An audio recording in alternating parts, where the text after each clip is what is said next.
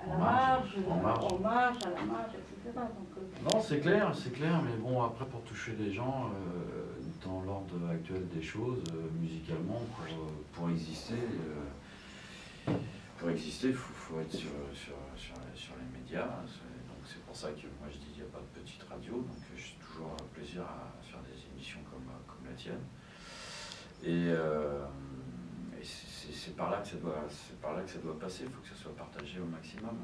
Est-ce que tu as eu à un moment donné un sentiment de lassitude, de fatigue artistique, un manque d'inspiration, pas d'expression, mais en tout cas d'inspiration? Est-ce que tu t'es dit que c'était dur, que c'était laborieux, que c'était pas si simple de gagner sa vie à travers son art? Pour tout ce qui est écriture, j'ai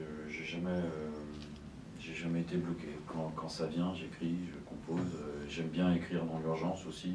Depuis que je fais du spectacle pour enfants, on me commande parfois même des spectacles, donc ça va très vite.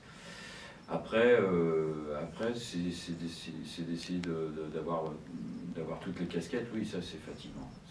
Oui, parce que ce qu'il faut aussi savoir, c'est que tu as plusieurs formations, enfin une formation musicale. Voilà, musicale. On peut te voir sur scène de plusieurs façons. Là, jusqu'à maintenant, on a un peu plus parlé de ton modèle plus acoustique, en fait, pour résumer, mon répertoire, je le défends sur scène de deux façons. Enfin, quand je dis acoustique, là dernièrement, Red Mitchell, qui m'accompagne à la guitare depuis quelques années, s'est mis à la guitare électrique. Mais il n'y a pas de...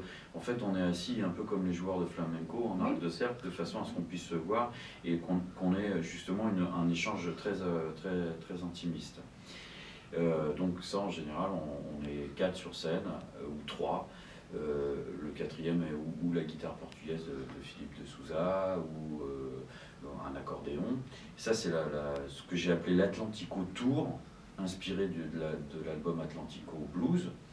Et j'ai aussi une forme un peu plus rock'n'roll avec une section de cuivre qui m'accompagne sur scène, qui m'a permis de faire des très beaux festivals juste avant. Des gens comme Louis Bertignac ou Catherine Ringer ou d'autres festivals, où là donc il y a une section cuivre et batterie, enfin là on est vraiment tout le gang sur scène. C'est d'ailleurs comme ça que je l'ai appelé le New York Gang. Et puis par ailleurs, donc 4 spectacles pour enfants. Donc, le premier qui est un trio qui s'appelle Rock and Mom, on a repris toutes les comptines françaises, en tout cas les plus connues, et on les a adaptées en rock, en reggae. Ça a eu énormément de succès. Ça continue à tourner de toute façon depuis 2008. Et ce producteur avec qui je travaille me permet justement d'être sur la route régulièrement ou sur scène. Donc en 2008,